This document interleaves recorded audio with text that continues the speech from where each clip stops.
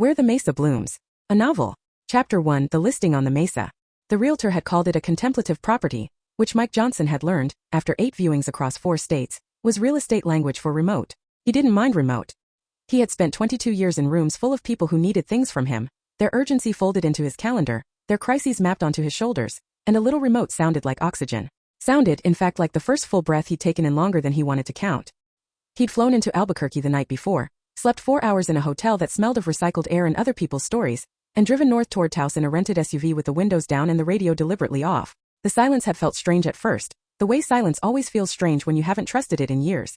A negative space you keep waiting to fill. But somewhere past Santa Fe the strangeness had shifted into something else. Something that sat in his chest like a hand pressed flat, steadying. New Mexico had unsettled him when he first drove through it on a whim, 6 weeks back, between a cancelled meeting in Phoenix and a flight he'd extended because he couldn't make himself get on it. Not the way cities unsettled him. Too much noise, too many needs pulling at him from all directions. This was different. The landscape was unsettling the way silence is unsettling, when you've forgotten you needed it. The scale of it was inhuman in the best possible sense. Out here a man was just a man. Not an asset. Not a function. Not the sum of what he'd built. He'd gone back to New York, closed 2 deals, told his assistant to clear the following month, and called the broker the same afternoon he landed. The GPS sent him up a red dirt road that climbed toward what the listing called Mesa Views. He could see them now through the windshield, vast, humbling, the kind of horizon that made Manhattan feel like a scale model of itself. Out here the sky was the architecture. Everything else was just furniture arranged beneath it, patient and small. He almost missed it. Not the listing, that was another quarter-mile up the path. A handsome adobe with a new roof and updated plumbing. Everything his broker had promised. He almost missed the other house. The small one, set maybe 50 yards back from the path on the left, painted the color of the earth it sat on, so perfectly camouflaged it seemed less like a structure than a decision the Mesa had made about itself. A low fence had long since surrendered to weather and time. The front yard was crowded with terracotta pots overflowing with sage and late-blooming chamisa, their yellow catching the last afternoon light. The front door was open. Through the window beside it, in the amber spill of a work lamp, a woman moved. She was tall and lean, her back to him, reaching up to adjust something on the wall. A canvas enormous, maybe 5 feet wide. The colors weren't readable from the path except to know they were the colors of this place.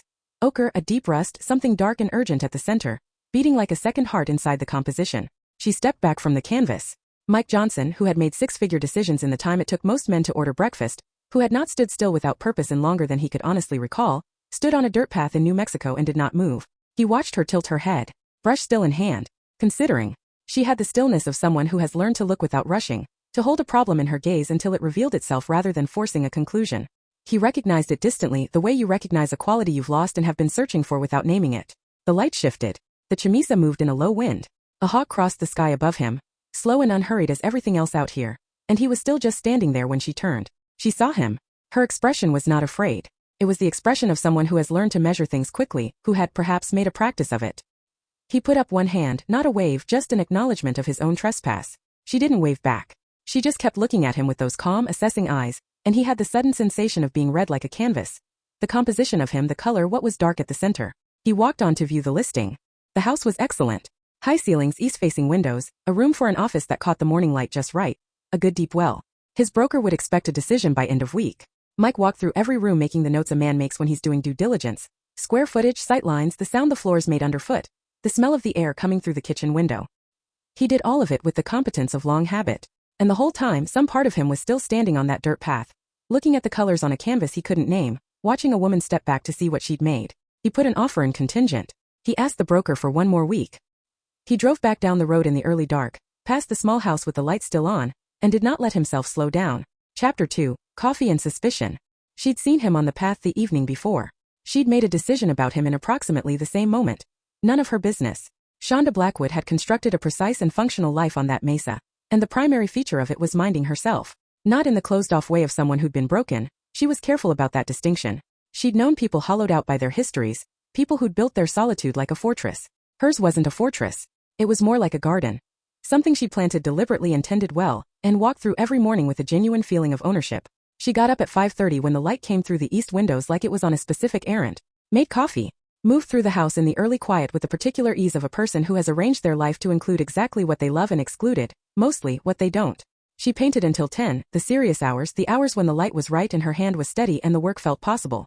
Then she drove the 30 minutes to the diner by 11 and served plates of huevos rancheros and green chili stew until 4.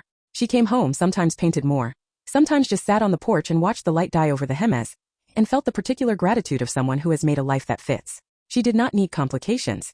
Especially not in 6-foot, broad-shouldered complications who watched her through windows with the expression of a man encountering something he hadn't expected to encounter and hadn't decided yet what to do about. But then the knock came at 8 in the morning, and she was already too curious not to answer it. She opened the door with a paintbrush in one hand and skepticism arranged carefully on her face. He was standing on her path at what she immediately registered as a respectful distance, not on the porch, not looming at the threshold, but back where a person stands when they understand they haven't been invited yet. She filed that. Dark linen shirt the color of coffee, sleeves already rolled in the morning heat. A man who had slept and woken and dressed with intention. She'd known enough men who dressed as a reflex. This wasn't that. He held up a hand. Good morning. I'm sorry to bother you this early. I'm Mike Johnson. I was on the path yesterday evening, you may have noticed. He let the end of the sentence sit there without adding to it. Didn't explain or excuse or fill the space that opened after it. She found herself marking that involuntarily. The man who knew when to be quiet. She'd spent years in the company of men who filled silence like they were afraid of what it contained, who treated a gap in conversation like a problem to solve rather than a thing to inhabit. I noticed, she said. I wanted to come by properly instead of standing out there staring, which is apparently what I was doing. I'm looking at the property a ways up the path. The listing. The Mendoza place. That's the one. The realtor mentioned there might be an access road I'm not seeing on the map. I thought maybe a neighbor could. There isn't one. Right. He absorbed that without deflating. No redirect. No pivot to a backup question. Just a brief nod, as if confirming something he'd half expected. She studied him another moment, then stepped back mentally and looked at the whole picture.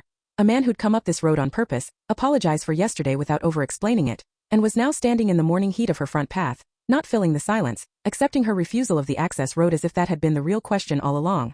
She had the sudden suspicion it hadn't been. That the access road had been a reason, not a purpose. There's a county road that cuts around the west face, she said, hearing herself offer it. Saves you half a mile of this path if you're coming from town with a load. That's exactly what I needed. Thank you. He turned to go and she watched him and she saw it, the walk of a man who was used to having somewhere to be but had recently, or maybe not so recently, stopped being certain where that was. Not lost. Just recalibrating. Coffee's still hot, she said. If you want directions that aren't wrong. He turned back. The smile started slow, like something he was allowing rather than performing. I'd appreciate that, he said. She made him stand on the porch. Not inside. Inside was a threshold she hadn't decided on yet. And she'd learned that thresholds mattered and the order you crossed them mattered. He accepted the porch without comment, leaned against the rail while she drew him a rough map on the back of a diner order pad and pointed and named things. The cedar break, the ridge line, the county marker painted red on a boulder she'd been passing for 5 years. He listened like she was teaching him something that mattered. She handed him the map. Their fingers didn't touch. She'd held it at the angle that made sure of that, and she was aware of having done so and aware of the awareness. You're from somewhere else, she said. New York. Long way to come look at a house. I've been making a long way of it. She looked out at the Mesa, the flat impossible reach of it, running toward the mountains like a sentence running toward its point. She thought about what a long way meant, coming from a man like this. Not just the miles. Something longer. You'll know if it's for you, she said. The Mesa either takes to you or it doesn't. What does that look like? When it takes to you. She was quiet a moment. The hawk was back or maybe a different one, riding the thermals above the chamisa without apparent effort. You stop wanting to leave, she said. He looked out at it too. The two of them watching the same reach of nothing, the same enormous sky. I've been feeling that, he said. She said nothing. He drank his coffee. After a while he thanked her and walked back up the path and she went inside and stood in front of her canvas for 10 minutes without picking up a brush, which almost never happened, and which she declined to think about for the rest of the day with something that felt less like discipline and more like self-preservation. Chapter 3. The broken tire and the long afternoon. It was the following Tuesday when the tire went. Shonda heard it. A sound like a cough and then the slow particular deflation of something giving up, from her studio window. She looked out and saw the rental SUV listing sadly on the red dirt road. One corner dropped toward the earth, and the tall man in the white shirt standing beside it with his phone pressed to his ear, clearly receiving news he did not want to receive. She told herself not to go out there. She mixed cadmium orange with Venetian red, and tested the result on the edge of a canvas scrap. The color was close but not right, too warm at the center, losing something she was reaching for. She adjusted the ratio, tested again, and told herself, standing at her work table with her brush and her palette and her good functional life, that whatever was happening on that road was not her problem. She pulled on her sandals and took a water bottle from the refrigerator. He was on a second call when she reached the road. He saw her approaching and held up one finger, not dismissive, the gesture of a man who would finish what he'd started and then give her his full attention in that order. She leaned against the warm hood of the SUV and waited, watching the way he listened, the small controlled tension across his shoulders that told her this was a conversation he was managing rather than having.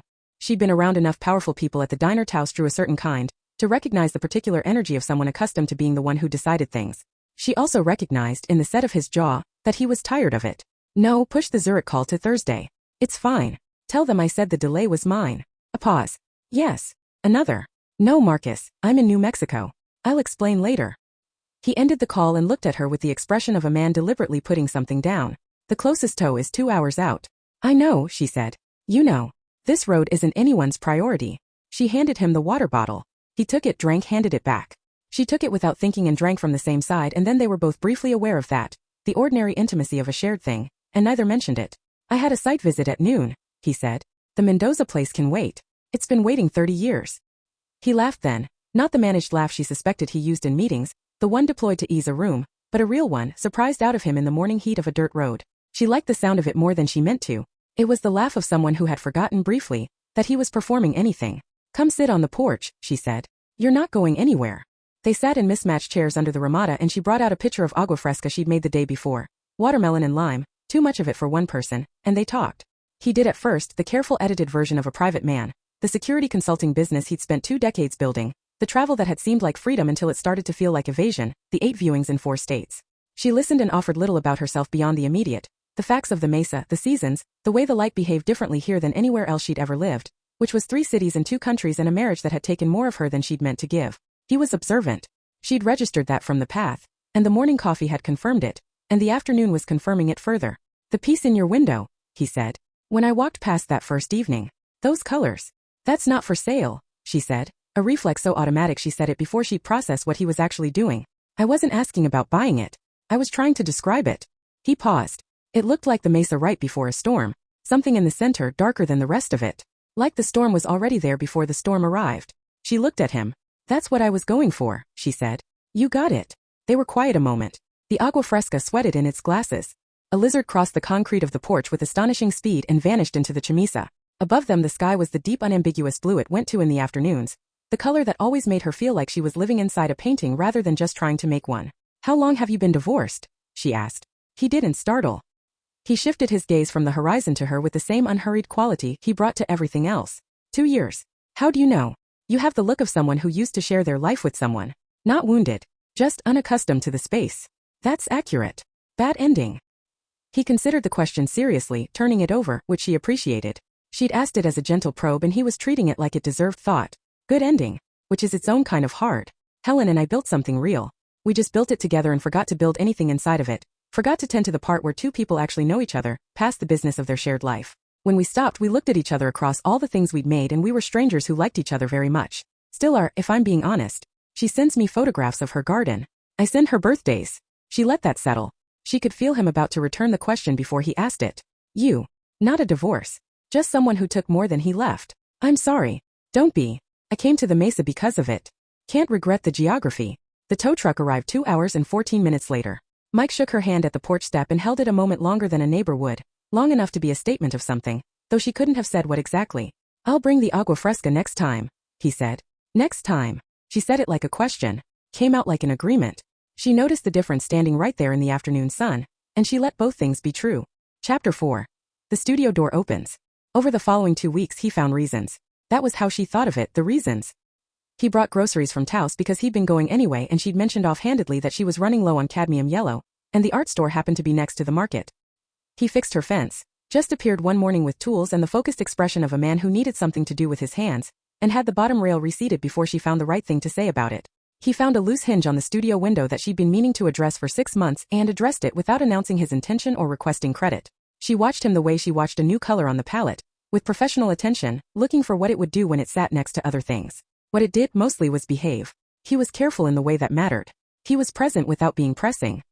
He asked before he did things, and when she said no, the fence at first until she decided it was fine, the front path until she decided she'd rather keep doing it herself, he accepted it without negotiation or the particular male sullenness she'd learned to brace for. He listened to her answers the way you listen when you're genuinely interested and not simply waiting for your turn. She found herself talking to him about the work in the abstract. Color theory, the relationship between Mesa light and pigment, the problem of translating a feeling of vastness onto a surface that was finite. The way the eye moves through a composition. The difference between painting a place and painting the feeling of a place, which was a difference that sounded philosophical until you were actually standing in front of a canvas trying to do it. He listened like it mattered, which it did to her, and the fact that it mattered to him too was not something she'd been prepared for. You know anything about art? She asked one morning. I know what I respond to. My broker says that's not enough. My broker's wrong. What do you respond to? He was quiet for a moment, and she could tell he was actually examining the question rather than reaching for a ready answer. Things that make me stop. I've spent a lot of time in motion. Art that stops me, that makes my body slow down before my mind catches up with why. That's doing something. That's not decoration. That's a fact about the world. She thought about the painting in her living room. The one she'd said wasn't for sale. She thought about a man frozen on a dirt path in the evening light, looking at something through a window, not moving. Do you want to see the studio? She asked. He went still in a way she was beginning to recognize, the stillness of someone being careful with something fragile. If you're offering, I wouldn't be asking otherwise. She led him through the house and she was aware of his awareness of it, the way he moved through her rooms like a guest who understood they were a guest, noticing without touching, cataloging without comment. She walked through her own house the way she always did, easy in the space, knowing which floorboard to step over, touching the door frame of the hallway the way she always did because the wood was old and smooth and she liked the feel of it. She didn't explain the habit. He didn't ask. The studio was in the back, the biggest room, the one she'd paid a contractor to open up by taking out a wall the previous owner had put in for reasons she'd never understood. Light from 3 directions. Concrete floor. She'd sealed herself in a warm gray. The smell of linseed oil and turpentine and the particular smell of accumulated work. She opened the door and stepped back. He walked in and stopped. It was not organized in any conventional sense. It was layered, the living archaeology of a working artist. Canvases leaned 10 deep against every wall, notes and color swatches pinned or tacked or taped to the plaster, reference photographs from the Mesa and the surrounding desert alongside magazine pages torn out for texture or color or some quality she'd been chasing. Color tests painted directly on the plaster in long stripes, like geological samples. The work itself was everywhere and it was stunning. Landscapes that weren't quite landscapes, abstract structures that held the feeling of wind moving through them, figures constructed entirely from color rather than line. He didn't say anything. She watched him from the doorway. She had shown this room to 3 people in 5 years. 2 of them had immediately started talking, filling the room with their reactions the way people fill silence they don't know how to be inside. He just moved through it looking. She was aware of her own breath in a way that was almost distracting. He moved to a large canvas in the center of the room, the Mesa series, the work she felt most certain about, the 6 months of her life she'd spent getting the light right. He stood in front of it for a long time. Long enough that the room's light shifted slightly and the air grew warmer, and she'd been watching him for what felt like a very long while. This is what you were working on when I saw you on the path. Part of it, she said. How long? 6 months on the series. This one about 3 weeks. He turned and looked at her, and his face held the expression of someone who has found the thing they weren't looking for and understands that it's better than the thing they were. Shonda, these are extraordinary. She didn't deflect. She didn't make a self-deprecating sound or pivot to the work's technical problems or mention the thing she still wasn't satisfied with. She held his eyes and let the words land because she had learned, had spent years learning, that deflecting compliments about the work was a way of deflecting the work itself, and the work deserved better than that from her. Thank you, she said. He turned back to the canvas. There's a gallery in Santa Fe. I stopped in about 3 months ago on my way through. They had 3 pieces, the same color sense, the same geography. I stood in front of them for a long time and then I bought all 3. Something in her chest went very quiet. What gallery? Galleria Tierra. On Canyon Road. She looked at him. He was still looking at the canvas, still making the connection, hadn't arrived at it yet. I know that gallery, she said. They were incredible. He stopped, turned, saw her face. Those are your pieces. It was not a question. She laughed, the surprised laugh, the one that breaks out of you before you can shape it into anything else. It came out of her like light through a break in clouds and she put her hand over her mouth and kept laughing. And then her eyes were doing something unexpected and she turned to face the wall because she needed a moment with what was happening in her chest. Shonda. She held up one hand. Give me a second, and he gave it to her. I'm fine, she said, still turned. Those 3 pieces. Do you know what those 3 pieces paid for? What? For months of this. The mortgage. The studio. My time. You paid for 4 months of my time, and you didn't even know my name. The silence behind her was long and full. Can I see them? He said finally. On my phone. The ones I bought. She turned. Nodded. He pulled out his phone and held it toward her. She saw her own paintings on his screen, photographed in the gallery, perfectly lit, the colors exact. They looked small on the screen the way all things look small when you hold them in your hand that were large when you made them. She studied each one, remembering the specific days. The cold of January, the particular quality of the light, the moment each one had resolved into what it wanted to be. She looked up from the phone to find him watching her face. This is the coincidence of a lifetime, he said. Or not a coincidence at all. What do you mean? She looked at the canvas between them. Her Mesa rendered in all the light she'd spent 6 months learning to catch. I painted those on the Mesa. You were already heading to the Mesa. Maybe the work just got here before you did. He kept looking at her. The afternoon light was doing something extraordinary through the east windows, the particular gold of 4 o'clock. Neither of them moved. She became aware that they were standing very close to each other, closer than the room required, and that neither of them was doing anything about it, and that not doing anything about it was its own kind of doing something. Chapter 5. Dinner under the stars. He cooked. This was the first surprise. She came home from the diner at 4:30 to find him on her porch with bags from the Taos market, looking both uncertain and committed. The expression of a man who has taken an action he's not sure he's permitted to take and is waiting to find out. She found this combination endearing against her will. She'd spent considerable energy over the past 2 weeks not finding things about him endearing, with limited success. What are you doing? Feeding you. If that's acceptable. I have a kitchen. I know. I was hoping to use it. She looked at the bags. Looked at him. Looked at the bags again because the bags required less complicated looking. Can you actually cook? My father taught me. He said a man who can't feed himself is a man who depends on the goodwill of others for something as fundamental as survival. He paused. He had opinions. Smart man. Relentlessly. She stepped aside and let him in. He made blackened salmon with a green chili compound butter that she would think about intermittently for the following week, and roasted corn on a cast iron she hadn't used in months, and a simple salad with the kind of restraint that meant the ingredients were good enough not to need anything extra. He moved around her small kitchen without apology, knowing where things were already from the visits, reaching for the colander without asking where it was, finding the cast iron on the hook without having to look. She sat at the counter and talked to him while he cooked, and he talked back, and the light moved through the kitchen windows toward evening, and she had the thought, quiet, unwelcome, accurate, that this felt like something she recognized even though she'd never had it. The particular ease of being in a room with someone and not having to perform anything. They ate outside as the sun went down. She brought out a squat jar with a candle. He brought a wine from a New Mexico vineyard she'd passed a dozen times on the road toward Santa Fe without ever stopping, and the fact that he'd noticed New Mexico made wine and sought it out charmed her in a way she didn't bother pretending it didn't. The mesa turned purple at the edges and then simply dark, and then the sky opened in the way it does in the desert, without ceremony or warning, as if it had been there all along and the daylight had merely been getting in the way, and every star was available, all at once, the whole impractical abundance of them. You don't get this in New York, she said. No, he said. You don't. He said it without nostalgia, without the edge of comparison that would have made it something else. Just a fact accepted. Was it hard? Leaving? No. And that was the first sign I'd already gone. She looked at him across the candle. The flame was doing something honest to his face, removing the composure he wore so naturally that she'd started to wonder if it was composure, or just how he was made. Out here in the desert dark, with the wine and the stars and whatever this dinner was, he looked like a man who was beginning to allow himself to wonder if he'd arrived somewhere. What do you want here? She asked. If you stay. He was quiet long enough that she knew he was telling her the true thing rather than the easy one. A life that's mine. I built a company. I built a marriage. I built a reputation. A professional identity. A way of moving through rooms. I built all of those things, and I built them very well, and then one morning I was standing in my apartment in New York looking at all of it, and it looked exactly like what it was, a collection of things I'd built. Not a home. A home is the thing you make when you're not building anything. When you're just being in it. She thought about that. About the difference between constructing and inhabiting. That's it exactly, she said. Is that what this is? The Mesa. For me. 5 years in. I still feel it every morning. The light comes through the windows like it came here on purpose. Like it chose the angle. I walk through my house and I know every inch of it, and it knows me back, and that's what I was looking for, I think, without quite knowing that was the word for it. He looked up at the stars. I felt it the first time I drove through, he said. 6 weeks ago. I didn't have any reason to be here. I just got off the highway because something made me. What did it feel like? Like the place was looking back. She was quiet. The desert was making its sounds, wind moving low through the sage, something rustling in the chamisa, the vast and intimate silence of a sky with nothing between you and it. It'll do that, she said. They stayed until midnight. She washed, he dried. He drove his rental up the road to the house he was very close to purchasing, and she stood on her porch and watched his taillights go, and did not talk herself out of what she was feeling, which was the most honest thing she'd done about him yet. Chapter 6. The painting on the wall. It rained the following Friday. Not the brief apologetic desert rain that moves through quickly and pretends it wasn't there. A real rain, coming in heavy from the Jemez range, the kind that finds the gaps in things and settles in for the duration. Shonda called the diner at 7 to say the road would be impassable by afternoon. Then she made tea, put on the linen shirt she painted in, and opened the studio. The rain was loud against the north windows, and the air inside had that specific pressure it gets when the weather closes in, close and warm and full, as if the room had contracted slightly around her.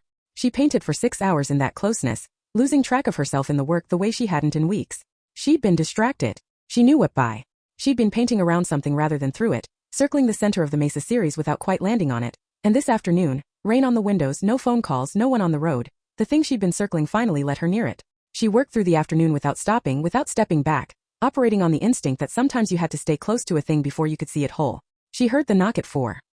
He stood on the porch with rain on his shoulders and in the close-cropped gray at his temples, not leaning against the door frame, not raising his hand. Just standing in the rain sound, in the acknowledgement of his own presence here and his own wanting to be here, leaving the door between them as her decision. You drove in this? I wanted to. She stepped back from the door. He came in with the smell of rain on him, and she took his jacket and hung it on the hook behind the door. Her hook, her house, her hand reaching for his jacket as if it were already a habit, and brought him a towel and went to the kitchen to pour a second mug of tea. When she came back, he was standing in front of the painting on the living room wall. The one she'd said wasn't for sale. He stood very still in front of it. Rain moved against the windows in long sweeping sounds, the Mesa drinking what the mountains sent down. You painted this from here. From the front porch. Storm coming in from the Hemes. I had about 10 minutes before the light changed. And then it did. And then it did. She stood beside him with both mugs and he took his without looking, his eyes still on the canvas. They stood like that, side by side, close enough that she could feel the warmth coming off him in the cool rain air. Looking at the storm she had caught standing inside the storm she had not. He turned his head and looked at her. She turned and looked at him. The distance between them was specific. The length of a decision. She was aware of it the way you are aware of the edge of something, not danger, just definition. This is where one thing ends and another begins. She held his gaze and felt no desire to look away and felt, underneath that, a deep and slightly terrifying steadiness. As if whatever came next she was capable of it. As if she had been moving toward this particular 3 inches of space for longer than she'd known. Look at me, he said quietly. She was already looking. She understood what he meant. Don't look away, not yet, let this be what it is for another moment, and she held it. His eyes were very dark and very steady and she had the sensation of being truly seen, not observed, not studied, but seen the way you can only be seen by someone who has already made a decision about you and is not second-guessing it. His hand came up slowly, with all the deliberateness of a man who makes no accidental moves. The back of his fingers found her jaw, just rested there. His thumb traced the line beneath her cheekbone with a care that made her want to close her eyes, and she didn't, because his eyes were still on hers and there was something about that she wanted to keep. Don't look away, he said lower. I'm not, she said, barely above a breath. He was close enough now that she could feel the warmth of him, the rain damp of his shirt, the specific gravity of him standing this close. His other hand had found her waist, not pulling, just present, settling at the small of her back with the unhurried certainty of someone who has thought about where they would put their hand and is putting it there. Asking. The question was entirely in the gesture. She moved a half step toward him. The last half step. The one that answered. Tell me what you want, he said. I want you to stop asking and trust what my body just told you. He smiled, slow and certain and warm in the rainlight. I'm going to take my time. Good, she said. He dipped his head and pressed his lips to her temple, then her cheekbone, then the corner of her jaw, each touch deliberate, each one its own small statement. She felt his breath warm against her ear and her hands found his chest, feeling his heartbeat under her palm, steadier than she expected, or steadier than it would have felt on a less composed man. Under her hand she could feel it. Faster than he was letting on. Keep your eyes on me, he said against her temple. Her hands moved to his collar. You're going to have to give me a reason. He pulled back just enough to look at her, full and unhurried. His thumb still at her jaw. The space between their mouths was the width of an exhale, the width of knowing. Is this a reason? Getting there, she said soft. He closed it. Outside, the rain didn't stop for 3 hours, and the Mesa drank all of it, and the painting on the wall held its storm with perfect stillness, the way all the best things hold the weather that made them. Chapter 7. He shows her. He had been waiting for the right moment. He hadn't expected it to arrive over morning coffee on a Tuesday, but the right moments rarely sent advance notice. That was what made them right moments rather than scheduled ones. She was at her kitchen table with a sketchbook when he arrived with coffee from the market in Taos, 2 cups in a carrier, dark roast in the one on the right because he'd learned which one she wanted without her needing to tell him a second time. He'd started doing this, the Tuesday coffee, the Thursday drive-by was something she'd mentioned running low on, the mornings where he showed up with no particular reason and both of them understood the reason. She'd stopped pretending it wasn't the best part of her morning. She wasn't sure exactly when she'd stopped pretending, but she'd caught herself at it one day last week, watching his truck come up the road with a feeling she'd have been embarrassed by a month ago. He sat across from her and pulled out his phone and looked at it with an expression she couldn't immediately categorize, something between careful and moved. I want to show you something. Okay, she said and set down her pencil. He turned the phone toward her. On the screen was a photograph, taken in a hotel suite, the windows behind giving a city skyline she didn't recognize, of one of her paintings. The largest of the 3 he'd bought from Galeria Tierra, what she'd called the body of the Mesa, a 5-foot canvas of the plateau at equinox, the geometry of the earth rendered in layers of gold and iron red, and a deep particular blue she'd mixed 4 separate times across 2 days before she got it right. It was hanging on a wall between 2 tall windows, the light in the room catching it at precisely the angle she'd always imagined it hanging, the way you imagine a painting in a space before you know what space it will find. It looked, she thought, in some removed part of herself, exactly as good as she'd hoped it would be when she was making it. Better than she'd let herself hope, actually. She'd been afraid of that one. Afraid it was overreaching, afraid the blue was wrong, afraid the feeling she was going for was too large for the surface to hold. The feeling had held. I've had it with me everywhere I've traveled, he said. Changed hotels 6 times. Carried it in the car when I flew somewhere and came back. Kept telling myself I was being sentimental, which is not. That's not something I've accused myself of before. Her eyes had filled. She didn't try to stop it. Where is it now? In my car. She looked up. I didn't know it was yours when I bought it. I just knew I couldn't leave it in that gallery. I walked past it 3 times, walked out to the street twice, came back. Something about the light. The light on the Mesa. Your light. Your Mesa. She pressed her fingers to her eyes and he waited, and that was one of the things she was learning, the inventory of things about him, one of the things she trusted most. The waiting. The ability to let her have what she needed to have before moving on to what came next. I made that piece in January, she said. It was so cold I could only work in 2-hour windows before my hands stopped cooperating. I come inside and warm them and drink tea and go back out. 5 days like that. It looks like all 5 days, he said. All the weather. All the light you were standing in. She looked at him then, directly, holding nothing back in her face, which she hadn't done deliberately and which, now that she noticed it, she didn't try to change. You bought my best work without knowing my name, she said. And then I drove right to your road.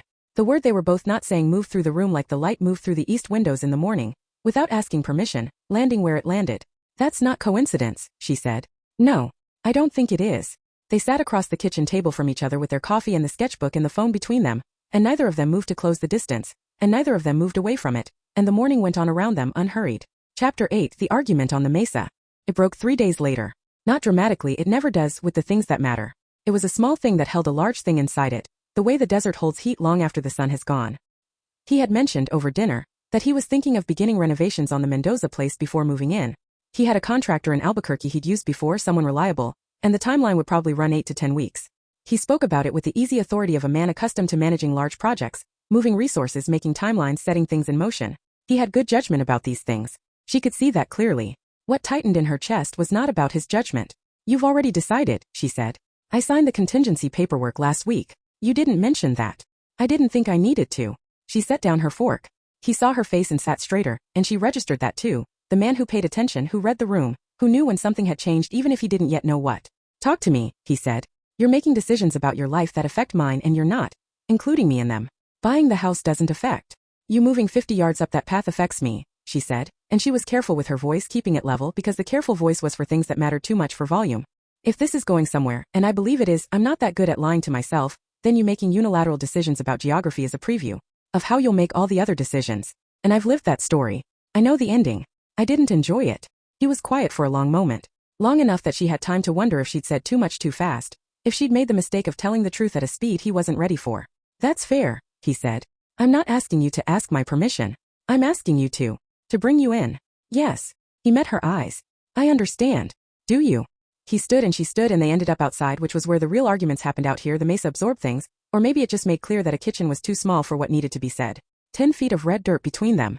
The mountains were dark shapes against the last light, holding still the way mountains held still while people sorted themselves out. I've been making every decision alone for 2 years, he said. Every significant one alone. I'm relearning. I'm going to get it wrong. I already have. She looked at him across the 10 feet. He looked like a man being honest about the thing he was most honest about, which was the work in front of him. The gap between who he'd been and who he wanted to be. So am I, she said. I've been alone a long time and alone is easy, and I am actively choosing something harder because I know it's better. I'm not floating above this. I'm standing in it too. Do you want it? He asked. Not afraid of the answer. Just needing it. She looked at him across the desert between them. Yes. That's why this matters. If I didn't want it, I'd let you do whatever you wanted and keep my distance. Distance is something I'm very good at. He took one step toward her. She didn't step back. I should have told you about the paperwork. Yes. I'll tell you everything else. Every step. And when you don't want to? I'll tell you I don't want to. And then I'll tell you anyway. She closed the distance between them, took his hand, looked at the mountains going to dark and felt the cooling air coming off the mesa and felt, inside herself, something she hadn't felt in a very long time, the particular quality of wanting what you have. Come inside, she said. I'll make tea. I'll make the tea. You can make the tea. I'm going to be very good at making the tea. I know, she said. I know you will. Chapter 9, The Rain Returns. The rain came back at the end of the week. It seemed to favor them, or maybe they'd learned to favor it. She had been painting all day, losing herself in a new piece, the largest she'd attempted in 2 years. It had started with a feeling she couldn't name and had come in from the edges slowly over 3 days, the way some paintings arrived as weather arrived. Distantly visible on the horizon before you understood it was heading for you. She had the beginning of something and the feeling of more. He'd been at the Mendoza place with the contractor, walking rooms, measuring walls, texting her questions she'd found endearing in the way she was finding many things about him endearing now, with something closer to gratitude than she'd expected. East or west facing for the office? East. Always. Is there a word for the color between terracotta and rust? Sienna. Or you could just say what you mean and use both words. She'd sent the second one and looked at the ellipsis bubble for a long moment before his response came. I love that you said that. She hadn't answered it, but she'd sat with it at her work table for a while, her brush dry in her hand. He arrived at dusk as the first rain hit the windows. She was still in paint-spattered linen, hair wrapped, brush in hand, standing back from the canvas trying to decide whether the center was working. He stepped inside and looked at her and looked at the new canvas. Enormous and only half-formed, but already, something that was going to be better than anything she'd made this year. And for a moment neither of them said anything. What is this one? I don't name them until they're done. What are you feeling when you paint it? She looked at the canvas, and then at him, and the answer was so immediate that it surprised her from the inside. Like I finally have something to come home to. He crossed the room.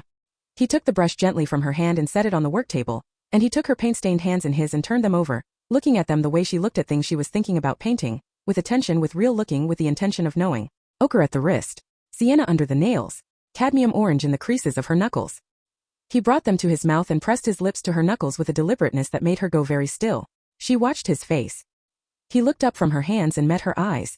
Stay right there, he said quietly. Look at me. I see you. I mean it. Don't move. His eyes were very dark and very steady. She felt known, not seen, not studied, but known in the way you feel in the presence of someone who has made a decision about you and has stopped second-guessing it. Someone who is looking at you and seeing the whole of what they're looking at. I'm not going anywhere, she said. He raised one hand and unwound the fabric from her hair, slowly, watching her face the entire time. Her hair fell loose around her shoulders. He looked at it, looked at her. He had the expression of a man who kept arriving at something that surprised him, not because it was unexpected but because it was better than he'd prepared for. Do you know what I thought the first time I saw you through that window? He asked. What? That whoever she is, she's already home. And I was still standing outside.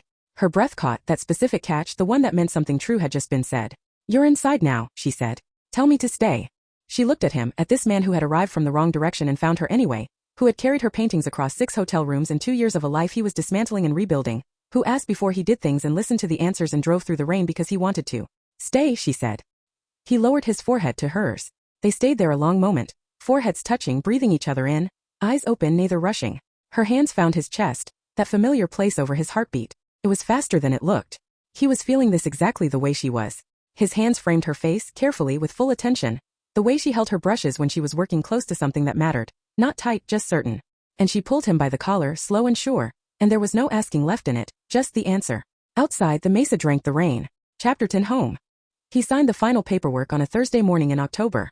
The Mendoza place, his place now, he made himself say it again in his mind until it felt true, which it already did in a way that surprised him, was waiting with new windows and refinished floors and an office that faced east, which she had insisted upon with the certainty of someone who has watched the morning come in from that direction for 5 years and knows which way the light wants to move. She wasn't there for the signing.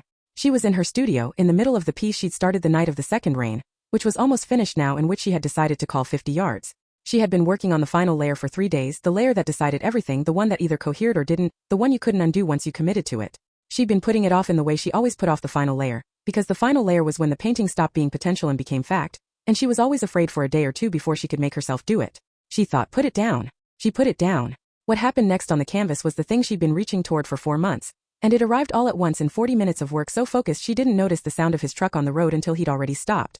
She set the brush on the work table and walked through the house and out the front door and stood on the porch. He was at his truck, papers in hand, looking up at his house, really looking at it the way she'd seen him look at things he was claiming for himself, taking it in slowly. Then he turned and saw her, standing on her porch with paint on her hands as always, hair loose in the October morning, the Mesa opening up enormous behind her on all sides. He smiled. The slow-building one. The real one. The one she'd seen for the first time through a coffee mug on a porch and had been watching arrive ever since. Across 50 yards of red Mesa she smiled back. Neither of them moved for a moment. They just held the distance between them, held it the way you hold a breath before saying something true, the way you stand at the edge of something you've wanted long enough to know it's real. This open air. This specific geography. This life that had assembled itself from a wrong turn and a flat tire and 3 paintings in rain. Then he lifted the papers. A small gesture just for her. She pressed her hand flat to her chest, just over her heart. He laughed. She heard it across the Mesa, across the sage and the still morning air, and she thought, there it is. That's the sound. That's the thing I've been painting toward without knowing what it was. The thing at the center of the canvas that I kept approaching and couldn't quite reach. That's it. Right there. He walked up the road toward her. The contractor says 3 more weeks on the kitchen. You can eat at mine. I was going to cook at mine. You can cook at mine. Every night. She looked at him. The October morning was enormous and blue and generous above them, the kind of sky that happens in the high desert after rain when the air is clean and the light decides to be honest about everything. Every night you want to. Then most nights. Then most nights. He reached her at the porch step and she took his hand without ceremony, just reached out and took it, the paint still on her fingers, the way you take something you've stopped being afraid of wanting. They stood together looking at the Mesa. His Mesa, her Mesa, the one she'd painted and he'd been drawn to before he knew why, the one they'd each arrived at from the wrong direction and found anyway. I want to see the finished piece, he said. It's almost dry. What's it called? She looked at the path between their two houses, 50 yards of red dirt and sage, the distance that had collapsed from a border into a habit into a home. 50 yards. He looked at the path, then at her. The distance between your door and mine. The distance that turned out to be nothing at all. He brought her hand to his mouth, pressed his lips to her knuckles, paint and all. No hesitation, no fastidiousness about the sienna and the ochre and the cadmium that was her whole life's work under his mouth. Above them the hawk was up again, or one like it, riding the thermals above the mesa without apparent effort, the way all the best things moved out here without straining, just finding the current and trusting it. The sage smelled the way the desert smells when it's had enough rain and decided to be generous about it. The morning was long in front of them. The kitchen was 3 weeks from finished. The painting was almost dry. It was a Thursday in October. They were home. The end.